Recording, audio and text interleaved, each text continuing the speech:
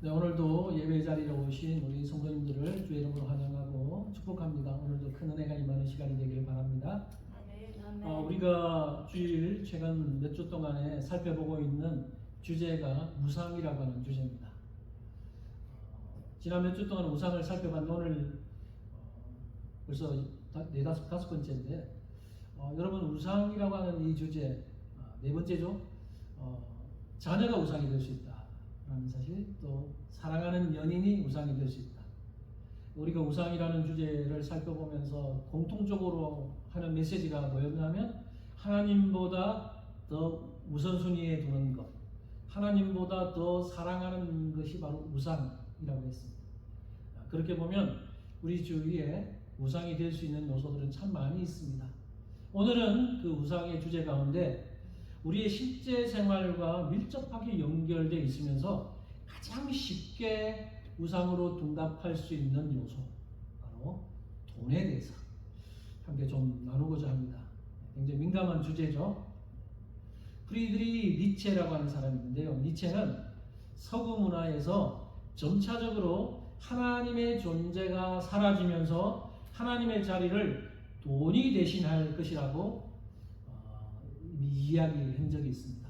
지금 우리가 서구 문화권을 보면요, 미국은 그래도 조금 낫지만 저 유럽이나 이런 데 보면 이미 하나님의 자리를 돈이 거의 차지하고 있는 모습들을 우리가 보게 돼요. 앞으로 더 심해질 거라고 생각이 됩니다. 니체가 한 말을 제가 한번 인용해 봤는데요. 자막으로 한번 준비해 봤는데 한번 보십시오.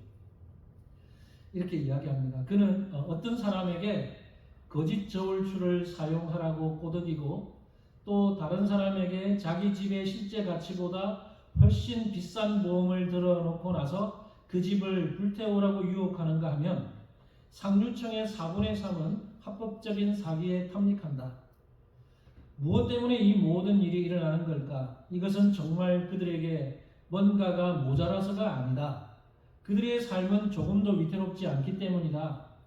그럼에도 그들은 자신들의 부가 너무 천천히 늘어난다고 밤낮으로 안달이다. 그뿐이 아니다. 그렇게 쌓아 올린 금더미를 무서울 정도로 지독하게 갈망하고 사랑한다. 한때는 하나님을 사랑하기 때문에 했던 일도 이제는 돈을 사랑해서 한다. 다시 말해서 지금 우리에게 최고의 권력과 양심을 만끽할 수 있게 만들어주는 것을 사랑하기 때문이다. 이렇게 말을 했습니다. 여러분, 니체의 말처럼 지금 이 서구 사회는 돈이 짝퉁 하나님으로 변모해가고 있고, 비단 서구뿐만 아니라 전 세계적으로 이 돈이 우상으로 변모해가고 있는 것을 우리는 보고 있습니다. 그런데도 사람들은 자신이 돈의 노예로 전락해 가는 것을 느끼지 못합니다. 잘 깨닫지 못한다는 거죠. 우리가 이 우상이라는 주제를 다룸에 있어서 팀 켈러 목사님의 책을 중심으로 살펴보고 있는데, 팀 켈러 목사님은 한때 남자들을 위한 조찬 모임에서 7번의 강의를 했다고 합니다. 7번. 7가지 주제를 가지고 강연을 했는데요. 그 주제가 뭐였냐면 죽음에 이르는 7가지 죄악. 죽음에 이르는 7가지 죄악이라는 주제로 7번의 강의를 했어요. 근데 그 강연을 할 때 많은 사람들이 몰려왔는데 한 번 할 때마다 세욕에 대한 강의, 분노에 대한 강의, 그 다음에 오만이라고 하는 주제로 하는 강의, 이런 강의를 주제를 해서 강의를 할 때 많은 사람들이 와서 그 자리를 꽉 채웠다는 거예요. 그런데 유독 탐욕에 대한 강의를 할 때는 참석률이 가장 저조했다고 합니다. 그 이유는 자신이 탐욕하다고 생각하지 않기 때문입니다. 탐욕에 대한 강의는 그러니까 들을 필요가 없다고 생각합니다. 나는 탐욕스럽지 않아 라고 생각한다는 거죠. 그럼 미국의 경우에요, 대부분의 사람들은 자신을 중산층 정도로 생각한다고 합니다.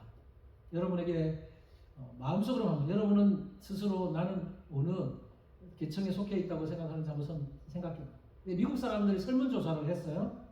2008년도의 설문조사 결과 나 스스로 나는 하층, 그러니까 중하층 부류에 속한다 라고 하는 대답이 25% 정도 나왔고요. 나는 중산층 정도에 해당한다 라는 것이 72% 정도가 나왔습니다. 그리고 단 2% 정도만이 나는 상류층에 해당한다 라고 대답했다는 거예요. 그런데 미국을 방문한 미국에 뭐 놀러 오든지 여행을 오든지 미국을 방문했던 외국인들이 볼 때 미국 사람들이 사는 그런 실제적인 삶을 보면서 깜짝 놀라서 입이 벌어질 정도로 깜짝 놀란다 그래요. 왜냐하면 미국 사람들이 너무 잘 사는 거예요. 그러면서 외국인들이 볼 때에는 미국에 그런 사는 사람 대부분이 다 상류층에 해당하는 것처럼 보이는데 정작 미국 사람들은 스스로를 2% 정도만이 나는 상류층이라고 생각하고 산다는 거예요. 제가 미국에 2005년도에 유학하러 왔을 때 버지니아에 있으면서 유학비도 별로 없었기 때문에 학비도 벌 겸 또 생활비도 벌 겸 해서 오자마자 유학 시작하면서 바로 학교 식당에서 일을 했어요. 계속 학교 식당에서 일을 했는데 그 식당에서 일을 하면서 본 게 뭐냐면 하루에 얼마나 많은 음식 찌꺼기 쓰레기들이 버려지는지를 봤어요. 그래서 식당에서 뭐 식기도 닦고 음식 쓰레기도 버리고 이런 일을 했기 때문에 그러면서 정말 많은 음식 쓰레기들이 나옵니다. 들은 얘기로는 그런 미국에서 음식 쓰레기만 좀 줄여도 지금 아프리카 굶어 죽어가는 아프리카 사람들을 먹여 살릴 만하고도 남는다라고 말하는데 그렇게 많은 음식 쓰레기가 나오지만 미국 사람들은 대수롭지 않게 버려요. 음식 쓰레기를. 얼마나 너무나 아깝다는 것을 많이 느꼈어요. 미국인들뿐만이 아니겠죠. 대부분의 사람들은 자신이 탐욕스럽지도 않다고 생각하고 그래서 탐욕에 대한 부분은 나하고 상관없다고 생각하고 그냥 돈이 나는 좀 부족하다 이렇게 생각하고 항상 살아가는 것 같아요. 돈이 충분함에도 불구하고 나는 여전히 돈이 부족하다 이렇게 생각하며 사는 것이 대부분의 사람들의 성향입니다. 여러분 그러면 어떻게 하면 우리의 이 두 눈을 멀게 만드는 이 돈의 힘으로부터 우리는 좀 자유로워질 수 있을까요? 사실 이게 굉장히 어려운 겁니다. 이 돈의 힘으로부터 자유로워질 수 있는 거 이게 참 만만치 않고 쉽지 않아요. 그러나 그 방법을 한번 생각해 보죠. 오늘 본문 속에서 한 인물을 통해서 그것을 한번 좀 생각해 보려고 합니다. 오늘 본문은 우리에게 너무나 잘 알려져 있는 삭개오의 이야기입니다. 저는 이 삭개오의 이 변화된 모습, 좀 있으면 변화된 모습을 함께 좀 나눠볼 텐데 삭개오의 모습을 통해서 이 질문에 대한 답, 돈의 힘으로부터 조금 자유로워질 수 있는 방법이 뭔지를 한번 좀 여러분과 함께 나누려고 합니다. 여러분 삭개오 다 아시죠? 삭개오가 어떤 인물인지 성경을 읽으면 삭개오에 대한 이야기를 여러 번 읽었기 때문에 잘 아실 거예요. 삭개오는 어떤 사람입니까? 오늘 본문 2절에 의하면 삭개오를 소개하는데 세리장이고 부자다 이렇게 소개합니다. 그런데 그 당시 세리라고 하는 이 직업은 사람들로부터 굉장히 무시받고 멸시를 받던 직업입니다. 세리라고 하는 직업은 존경받는 직업이 아니었어요. 사람들로부터 멸시받던 직업입니다. 그럼 삭개오 당시에 세리가 무시받았던 이유가 뭘까요? 왜 세리라는 직업이 무시를 당했을까요? 당시 예수님 당시에 이스라엘은 로마의 식민지였습니다. 여러분 잘 아시듯이 로마의 속국이었어요. 식민지였기 때문에 로마의 지배를 받았어요. 그때 로마 사람들은 각 식민지로부터 그 부와 자본을 착취해서 로마 시민권자들을 유익하게 하기 위해서 가혹한 세금을 부과했습니다. 이 때문에 식민지에 사는 사람들은 가난에 허덕일 수밖에 없었고 계속 로마에 종속될 수밖에 없었어요. 그 당시 이스라엘에서 안락하고 평안하게 살았던 사람들은 어떤 사람들이었냐? 로마 정부와 손을 잡았던 사람들, 로마 정부에 협력했던 사람들, 그 사람들 중에 대표적인 사람들이 바로 세리입니다. 세리들이 로마 정부와 협력하고 손을 잡고 로마 정부에 협조하면서 세금을 걷어들이는데 그냥 정해진 세금을 거두는 것이 아니라 정해진 것보다 훨씬 많은 과도한 세금을 거둬들이고 로마 정부에 세금을 바치고 남는 돈은 자기 인마이 포켓, 자기가 가지는 거죠. 이 세리들이 그런 일을 했어요. 어떻게 해요? 로마의 군인들을 힘입어서 로마의 군대가 그 세리들을 보호해 줬기 때문에 그걸 빌미로 해서 많은 세금, 과도한 세금을 걷어들여서 일부는 정해진 것은 로마에 바치고 나머지는 자기가 가지게 돼요. 그래서 부를 축적했어요. 오늘 본문 7절을 보면요, 예수님께서 삭개오의 집에 들어가십니다. 그런데 삭개오의 집에 들어가시는 것을 보면서 사람들이 뭐라고 수군거립니까? 저가 죄인의 집에 들어갔다. 그러니까 삭개오에게 들어가는 것을 보면서 죄인의 집에 들어갔다. 그 당시에 삭개오는 이미 사람들로부터 죄인 취급받고 있었다는 거예요. 여기 죄인이라는 말은 다르게 말하면 변절자 또는 매국노라는 뜻입니다. 지금 삭개오는 변절자, 매국노라는 손가락질을 받고 있던 사람이에요. 왜 그러면 삭개오는 사람들로부터 변절자, 매국노라는 그런 직업인 쇠리라는 직업을 택하게 되었을까요? 사람들로부터 손가락 받을 것 뻔한데 왜 그런 직업을 선택하게 되었을까요? 가장 결정적인 이유는 바로 돈 때문입니다. 당시 로마 사람들은 세리라는 직업을 가지기만 하면 세리들에게는 뿌리칠 수 없을 만큼의 많은 상당한 돈을 줬어요. 스스로도 과도한 세금을 받아서 자기 포켓에 넣는 일도 있었지만 로마 정부로부터도 엄청난 돈을 받았다는 겁니다. 그래서 세리들은 그 돈의 유혹 때문에 사람들로부터 손가락질을 받음에도 불구하고 그 세리의 일을 포기할 수 없었던 겁니다.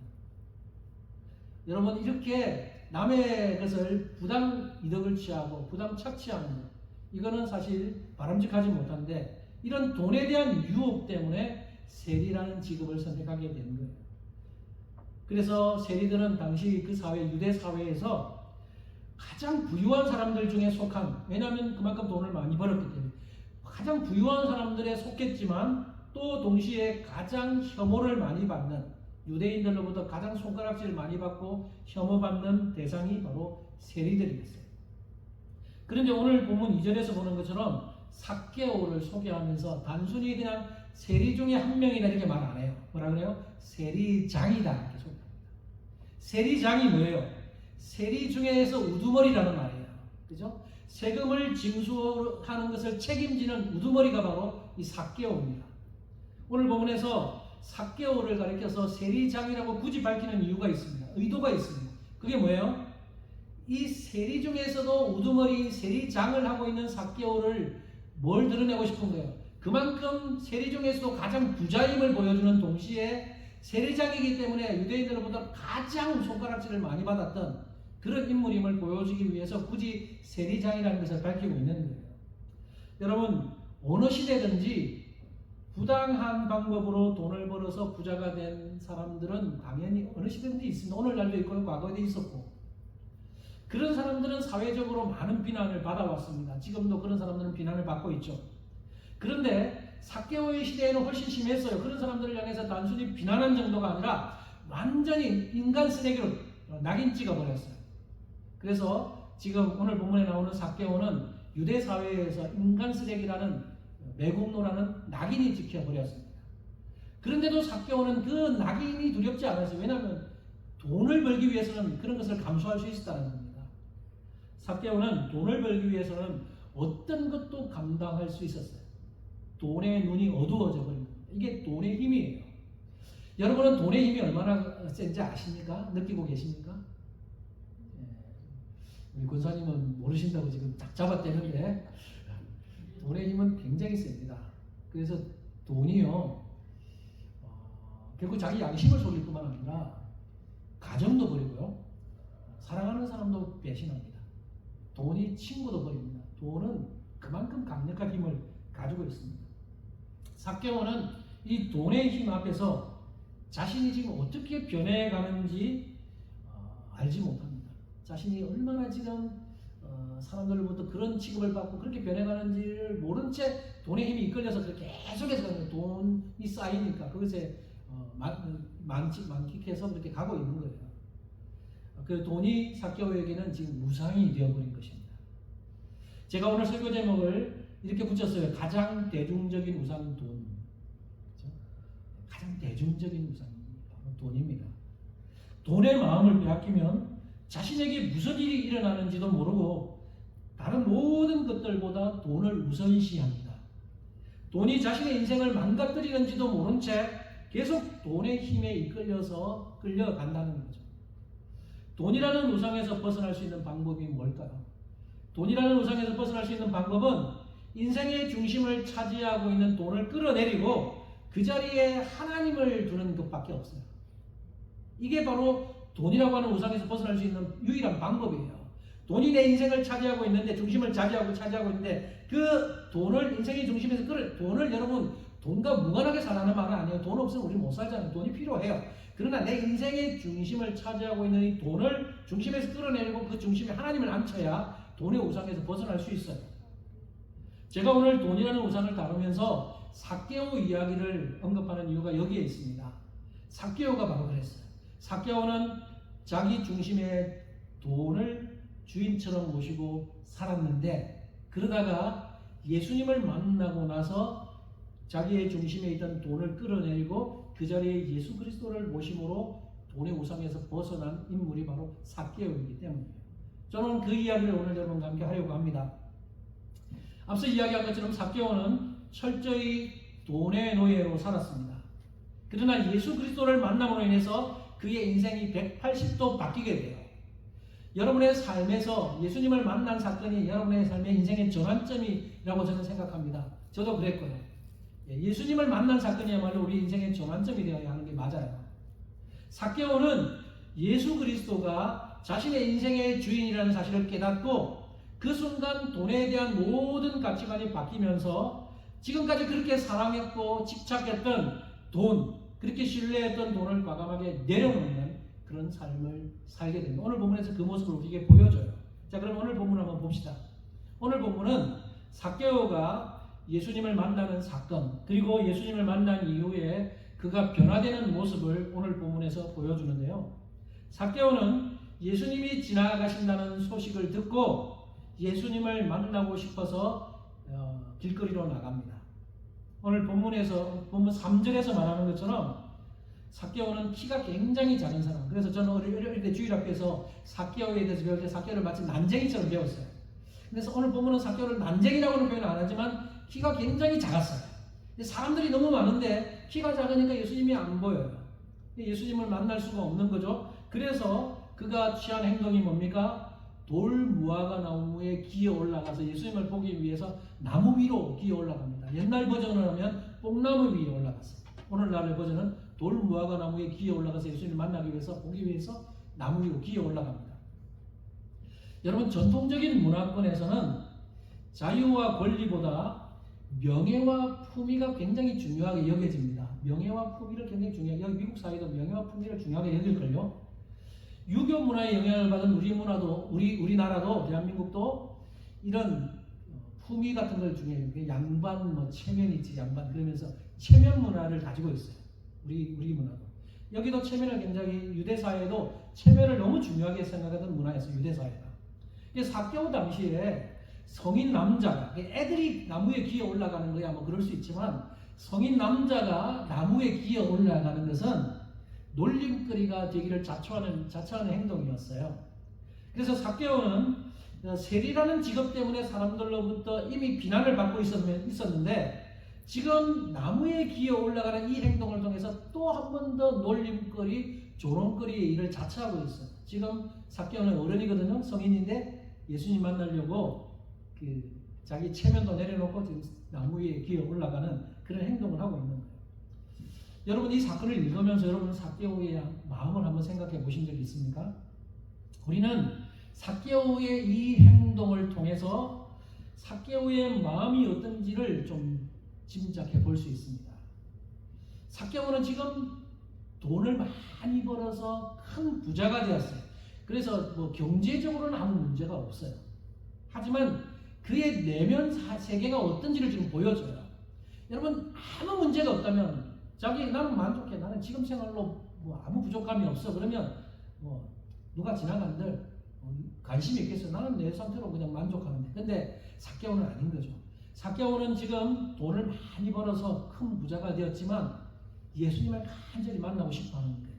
지금 이걸 통해서 삭개오의 마음에 뭘 보여주고 있냐면, 삭개오의 내면 세계는 외로움과 불안과 우울감과 여러 감정들로 지금 복잡하다는 것을 보여줍니다.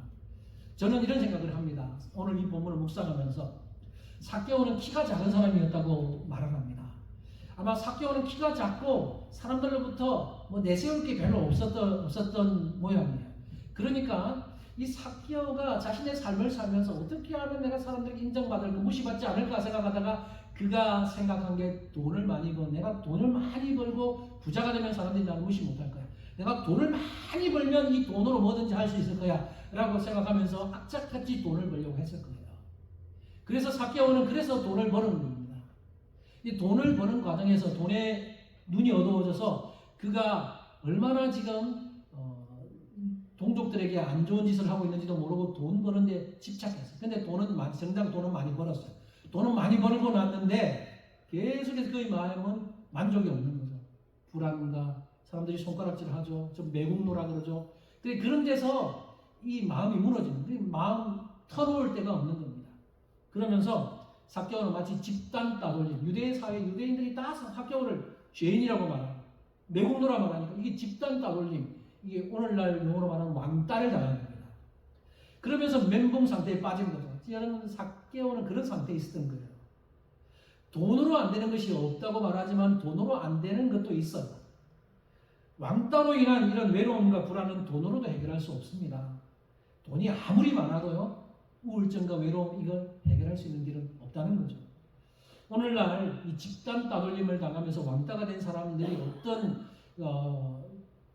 선택을 하는지 우리 한국 사회나 미국 사회도 있을 거예요. 학교에서 왕따를 당하든 직장에서 왕따를 당하든 그 사람들의 하는 행동을 보면 최종적으로 극단적으로 자살로 자신의 생을 마감해버리는 경우가 얼마나 많이 있습니까? 여러분, 내 주위에 한 명이라도 내 편이 있다. 그러면 그 사람 때문에 용기를 가질 수 있어요. 근데 내 주위에 내 편이 아무도 없다. 그러면 그 사람은 극단적인 선택으로 자살로 생을 마감해버릴 수 있는 그런 위험성이 있다는 거죠. 아무도 나의 마음을 몰라주면 어디다 하소연할 데가 없으면 그만큼 외로운 게 없는 거예요. 어쩌면 오늘 예수님을 만나기 직전에 삭개오의 마음이 그랬을지 몰라요. 돈은 누구나 많지만 외롭고 불안하고 누구에게도 자기의 마음을 표현할 수 없는 그런 충동을 인해서 자살 충동까지 느꼈을지도 모릅니다. 바로 이 시점에 예수님이 지나가신다는 소식을 들은 거예요. 그는 예수님에 대한 소문을 이미 익히 들었을 겁니다. 이미 예수님에 대한 소문은 많이 퍼졌어요. 그래서 많은 사람들이 모였어요. 예수님에 대한 어떤 소문을 들었어요? 예수님은 병자들을 고쳐주셨다더라. 예수님은 죄인들의 친구가 되셨다더라. 예수님은 가난한 사람들에게 찾아가고 죄인들과 함께 식사를 나누고 죄인들의 친구가 되었다더라. 이런 얘기를 들은 거예요. 지금 삭개오는 죄인 취급을 받고 사람들로부터 죄인이라는 손가락질을 받고 있는데, 예수님이라면 내 친구가 되어줄 수 있겠지. 예수님을 만나면 최소한 나의 이 문제를 어느 정도로 이야기할 수 있겠지. 이런 기대와 소망이 생긴 거죠. 그래서 예수님을 만나고 싶은 거죠. 그래서 그는 사람들의 손가락질도 불구하고 나무 위로 기어 올라가는 그런 행동을 한 것입니다. 오늘 사건의 결론은 어때요? 오늘 사건의 결론은 해피엔딩으로 끝이 납니다. 예수님께서 그런 절박한 삭개오의 심정을 너무나 잘 알고 계시고 그래서 삭개오를 만나 주셨어요. 당시 사람들로부터 변절자, 매국노라고 낙인 찍혀서 아무도 가까이 하지 않았던 그 삭개오에게 예수님이 친히 찾아가셔서 만나 주신 거예요. 오늘 보면 5절을 한번 볼까요? 5절에 보면 이렇게 말씀합니다. 예수께서 그곳에 이르사 쳐다보시고 이르시되 삭개오야 속히 내려오라. 내가 오늘 내 집에 유하여야 하겠다 하십니다. 여러분, 이 예수님 당시의 문화권에서 누군가의 집에 방문해서 그와 함께 음식을 같이 식사를 한다라고 하는 것은 뭘 의미하냐면 우정을 나눈다는 의미가 내포되어 있습니다. 그러니까 지금 예수님은 삭개오와 우정을 나누고 싶다는 거예요. 삭개오야, 내가 너의 집에 들어가서 함께 식사하면서 너와 우정을 나누고 싶다. 지금 그렇게 말씀합니다. 아무도 삭개오를 거들떠보지 않고 삭개오를 무시하고 손가락질하고 그렇게 철저히 배격하는 그 삭개오를 향해서 예수님은 내가 너와 우정을 나누고 싶다. 이렇게 말씀하시는 거죠. 오늘 보면은 삭개오가 예수님을 만나서 그 이후에 어떻게 됐는지 삭개오의 이후의 삶에 대해서는 밝혀주지 않기 때문에 정확히 알 수는 없지만 우리는 삭개오가 변화된 모습을 통해서 이 사건으로 삭개오는 예수님을 정말 인격적으로 예수님을 영접했다는 것을 알 수 있어요. 단순히 예수님을 선생님 정도로가 아니고 자신의 인생의 구주로 영접하게 된 거예요. 그래서 예수님은 이 집에 구원이 이르렀다 그렇게 말씀하시잖아요. 예수님과의 만남으로 인해서 삭개오는 인생을 송두리째 완전히 변화되는 180도 변화되는 것을 경험하게 된 겁니다. 예수님을 만난 삭개오가 어떻게 변화됩니까? 오늘 보면 8절에서 삭개오의 변화된 모습을 보여줘요. 8절은 우리 같이 한번만 읽어보았으면 좋겠어요. 같이 읽어봅시다. 시작. 주께 여짜오되 주여 보시옵소서. 내 소유의 절반을 가난한 자들에게 주겠사오며 만일 누구의 것을 속여 빼앗은 일이 있으면 내 갓절이나 갚겠나이다. 이 삭개오의 고백입니다. 여러분 이 고백을 어떻게 생각하세요? 뭐 그럴 수 있지라고 생각하세요? 아닐걸요. 이렇게 고백하는 게 사실 쉽지 않습니다. 이런 고백은 정말 힘든 고백이에요. 여러분 삭개오가 예수님을 만났어요. 인격적으로 예수님을 딱 만나고 나서 예수님을 마음에 딱 모셔드리고 나서 그가 첫 번째로 고백하면서 변화되는 것이 바로 돈에 대한 정리. 삭개오는 돈에 대해서 바른 정리가 있어야 되겠다는 것을 깨닫고 돈에 대한 이야기를 꺼내는 겁니다. 두 가지 약속을 하죠. 하나는 자신의 소유의 절반, 곧 50%를 가난한 자들에게 나눠주겠다는 거고, 또 하나는 만일 누구의 것을 속여 빼앗은 것이 있으면 4배로 갚겠다는 겁니다. 이거 하나하나 한번 따져볼게요. 첫 번째 약속은 자신의 소유를 절반을 가난한 사람들을 위해서 주겠다. 이건 쉬운 결정이에요. 여러분의 소유 절반을 가난한 사람들을 위해서 줄 수 있겠어요? 제 뒤에 인상을 찌푸리는 집사님 쉽지 않습니다. 예수님을 찾아왔던 부자 관원이 있어요. 어떤 본문에는 청년이라고 되어 있고 어떤 본문에는 부자 관원이라고 되어 있는데 그 부자 관원이 예수님을 찾아와서 예수님 어떻게 하면 영생을 얻을 수 있습니까? 라고 물었을 때 예수님이 이거 이런 계명을 지켜라. 저 그 계명 다 지켰어요. 그럼 너에게 한 가지 부족한 것이 있는데 너의 소유를 다 팔아서 가난한 사람들에게 나눠주고 그리고 와서 나를 따르라. 이렇게 이야기합니다. 그러자 그 다음 구절에 보면 그 청년, 그 부자 관원이 그 사람이 돈이 많음으로 부자였으므로 근심하고 돌아갔더라. 그렇게 됐어요. 그만큼 쉽지 않은 거예요. 가난한 사람들 위해서 너의 재산 팔아서 나눠주라. 이 결코 쉬운 일이 아니에요. 예수님은 나를 따르려면 내가 지금 우상처럼 여기고 있는 그 돈을 다 팔아서 나눠줄 수 있느냐? 묻는 건데 그 청년, 그 부자 관원은 거기서 딱 막힌 겁니다. 예수님 따르기 위해서 그 단계를 통과할 수가 없는 거죠. 그런데 오늘 본문의 삭개오는 예수님을 따르기 위해서 자신의 재물을 정리할 필요가 있음을 알고 재물의 절반을 가난한 사람들에게 나눠주겠다고 딱 공포하는 거예요. 두 번째 약속은 뭐예요? 누구의 것을 속여 빼앗은 것이 있으면 4배로 갚겠다 그래요. 이것도 쉽지 않은 일입니다. 여러분 그 당시에 율법에서 배상법이 있습니다. 그 구약시대 율법의 배상법이 민수기 5장에 나오는데요. 그 본문을 제가 준비해봤어요. 이렇게 말씀합니다. 이스라엘 자손에게 이르라. 남자나 여자나 사람들이 범하는 죄를 범하여 여호와께 거역함으로 죄를 지으면 그 지은 죄를 자복하고 그 죄값을 온전히 갚되 5분의 1을 더하여 그가 죄를 지었던 그 사람에게 돌려줄 것이요. 이게 구약의 율법이 규정하고 있는 배상법이에요. 5분의 1을 더해서 원래 가격에다가 5분의 1 더해서 갚으라는 거죠. 5분의 1은 20%예요. 그죠? 20%. 그러니까 20%를 더해서 갚으라는 말은 총 120%를 갚으라는 얘기입니다. 근데 삭개오는 지금 4배로 갚겠다는 얘기니까 400%로 갚겠다는 얘기거든요. 이건 결국 쉬운 결정이에요. 그냥 삭개오가 구약 율법에 있는 것처럼 저는 5분의 1을 더 해서 갚겠습니다. 이렇게 하면 정상적인데 그게 아니고 지금 4배로 갚겠다는 거예요. 한 가지 예를 들어보면 누군가의 피해액이 100불이에요. 100불을 내가 피해액을 했는데 그러면 그 사람에게 얼마로 갚아야 돼? 배상해야 돼요? 120불을 갚으면 돼요. 근데 400불로 갚겠다는 거죠. 쉽게 말하면. 지금 삭개오는 그런 고백을 하고 있는 겁니다. 여러분 어떻게 삭개오에게 이런 놀라운 변화가 일어날 수 있었습니까? 그것은 지금까지 돈이 삭개오의 구세주 역할을 하고 있었는데 예수님을 만남으로써 진짜 구세주가 바뀌었기 때문입니다. 지금까지 삭개오의 중심을 차지하고 삭개오의 구주 역할, 구세주 역할을 하고 있는 건 바로 돈이었어요. 돈이면 다 될 줄 알고, 돈이면 내가 무시받지 않고, 돈이면 이것도 할 수 있고 저것도 할 수 있고, 자신의 구세주 역할이 지금 돈이 하고 있었는데, 예수님을 만나고 나니까, 예수님이 나의 진짜 구세주라는 사실을 깨닫고 나니까 이렇게 변화된 삶이 일어나게 되는 겁니다. 예수님이 나의 진짜 구세주라는 사실을 알고 나면 돈은 더 이상 나의 구세주가 아니고 돈은 그냥 돈 그 자체인 겁니다. 돈 이상도 돈 이하도 아닌 그냥 돈인 거예요. 여러분에게 돈은 정말 그렇습니까? 돈 이상도 아니고 돈 이하도 아닙니까? 정말 그랬으면 좋겠어요. 네. 이제 삭개오에게 있어서 돈은 선을 행하는 도구가 된 겁니다. 돈에 대한 관점이 바뀌니까 더 이상 돈에 집착하지 않고 가난한 자들에게 절반을 나눠주고 또 혹시나 피해자들에게 4배로 갚아줘도 그것이 아깝지 않은 겁니다. 돈에 대한 인식이 완전히 바뀐 겁니다. 하나님의 은혜가 재물에 대한 삭개오의 태도를 완전히 바꿔놓은 거예요. 바울은 고린도후서 8장 9장에서 교회를 향해서 가난한 자들을 위해서 은혜를 베풀라고 권면을 해요.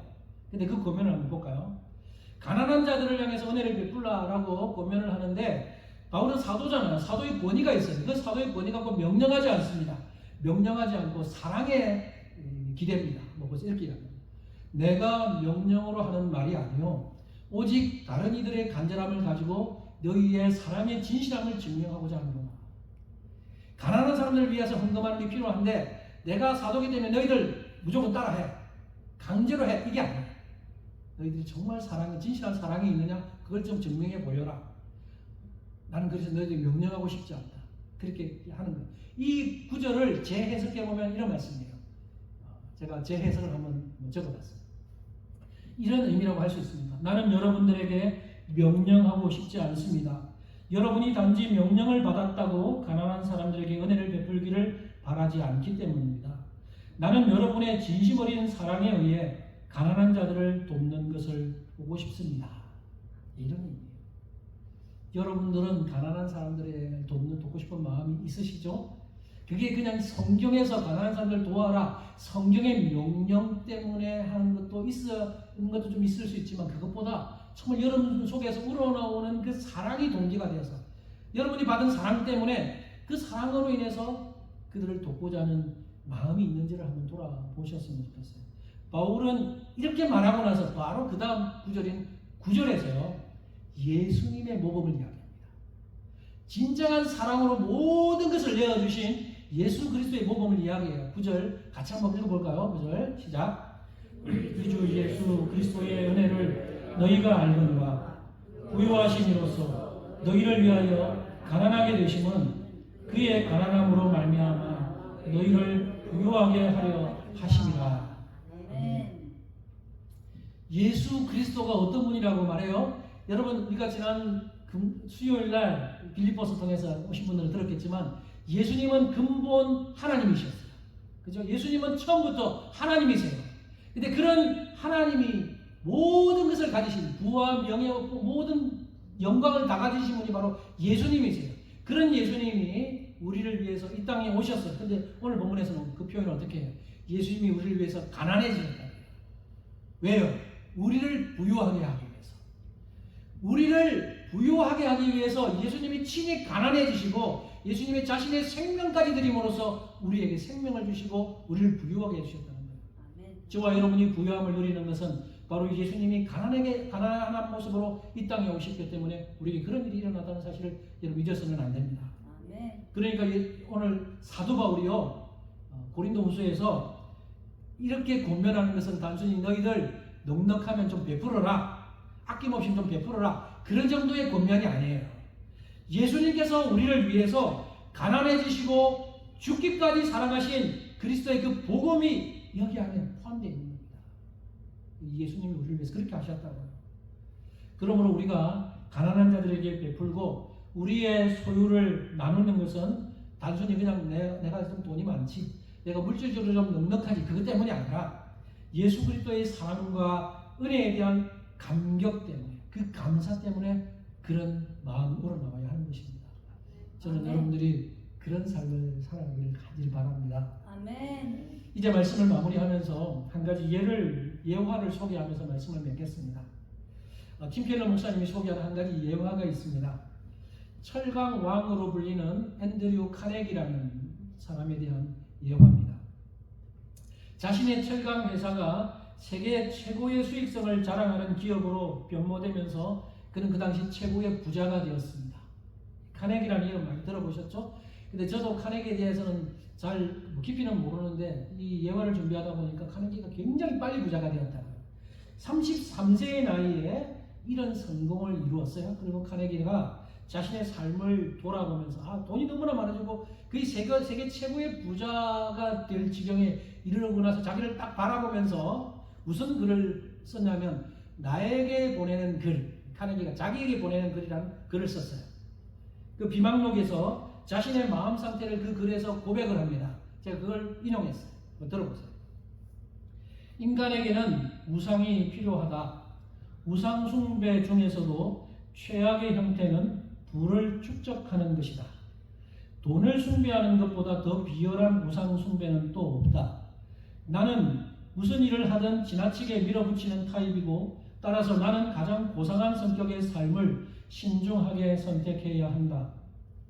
비즈니스 걱정에 푹 빠진 채 가장 짧은 시간 내에 돈을 더 많이 버는 데 생각에 대부분을 몰두하는 삶을 더 오래 계속한다면 틀림없이 내 인생은 저급하게 되어서 영구적으로 회복할 희망은 버려야 할 것이다.